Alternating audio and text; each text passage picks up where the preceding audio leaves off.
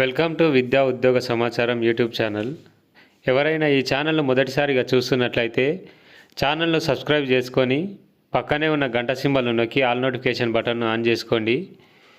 ఈ విధంగా చేయడం ద్వారా నేను చేసే ప్రతి వీడియో మీకు నోటిఫికేషన్ రూపంలో అందడం జరుగుతుంది.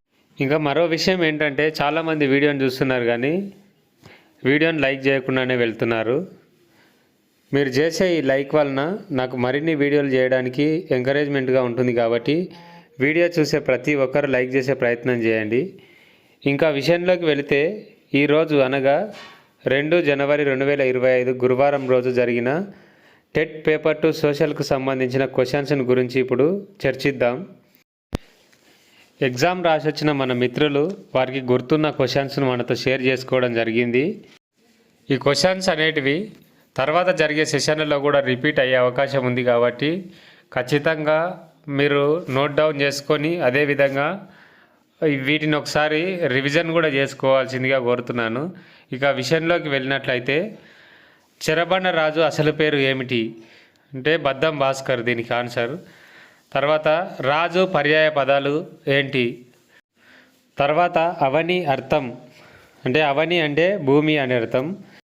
తర్వాత క్వశ్చన్, కృష్ణమూర్తి యాదవ్ తొలి రచన ఏది అంటే తొక్కుడు బండ. అదేవిధంగా తర్వాత ప్రశ్న, బతుకమ్మ పండుగ ఏ మాసంలో జరుపుకుంటారు? అశ్వయుజ మాసంలో జరుపుకుంటారు. అచ్చోట విడదీసి రాయండి.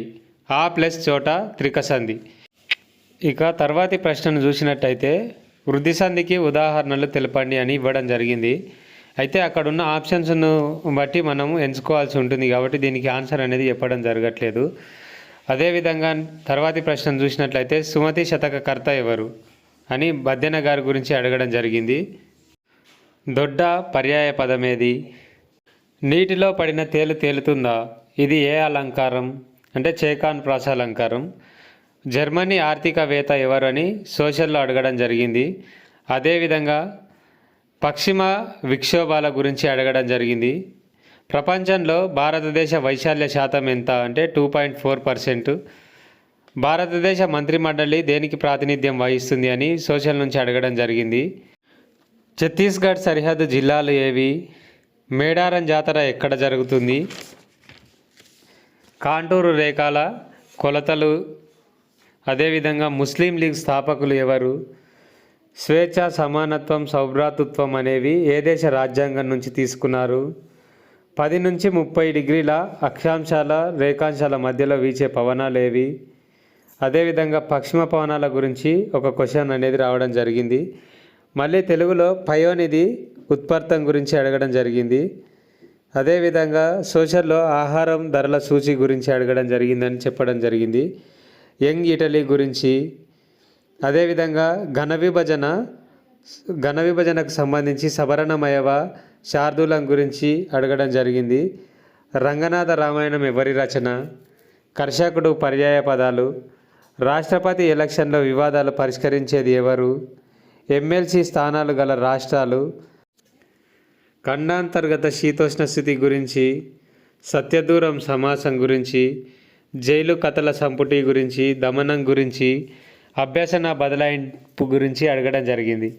ఇక సైకాలజీ విషయానికి వచ్చినట్లయితే, అభ్యసన బదలాయింపు గురించి, ఆర్టీఈ 2009 గురించి, ఎరిక్సన్ గురించి, పియాజే సిద్ధాంతంలో అసమతుల్యత గురించి, అభ్యసన దశల గురించి, విస్థాపనం, పరిణితి వికాసం నుంచి, అదేవిధంగా పీడబ్ల్యూటీ యాక్ట్ 2016 గురించి, రేటింగ్ స్కేల్ గురించి, ప్రజ్ఞలో రకాల గురించి, అదేవిధంగా క్రీడలు వికాసంలో వాటి పాత్ర. మళ్ళీ తెలుగును చూసినట్లయితే అతిశయోక్తి అలంకారం గురించి అడగడం జరిగింది. ఇక మెథడ్స్కు వచ్చినట్లయితే పూర్ణ పద్ధతి గురించి, తెలుగు భాష యొక్క నిర్వచనం గురించి, క్రీడలు వికాసంలో వాటి పాత్ర గురించి, ద్వితీయ మితి ఉపకరణాల గురించి అడగడం జరిగిందని మన మిత్రులు తెలపడం జరిగింది. మానవ మెదడు అధికంగా అభివృద్ధి చెందే దశ ఏది అని నారేటివ్ అసెస్మెంట్ గురించి అడగడం జరిగింది. ఈ క్వశ్చన్స్ అనేవి తర్వాతి సెషన్లలో జరిగే అభ్యర్థులకు కూడా మళ్ళీ రిపీట్ అయ్యే అవకాశం ఉంది కనుక ఈ క్వశ్చన్స్ని రాసుకొని ఒకసారి చూసుకొని మళ్ళీ ఎగ్జామ్ ఎవరైతే రాసే అభ్యర్థులు ఉన్నారో వారు ఒకసారి చూసుకొని వెళ్ళాల్సిందిగా కోరుతున్నాను. ఈ వీడియో కనుక మీకు నచ్చినట్లయితే ఈ వీడియోని లైక్ చేసి మీ ఫ్రెండ్స్ అండ్ ఫ్యామిలీకి షేర్ చేయండి. ఈ ఛానల్ని ఎవరైనా మొదటిసారిగా చూస్తున్నట్లయితే ఛానల్ను సబ్స్క్రైబ్ చేసుకొని పక్కనే ఉన్న గంట సింబల్ని నొక్కి ఆల్ నోటిఫికేషన్ బటన్ను ఆన్ చేసుకోండి. All the best for your exam.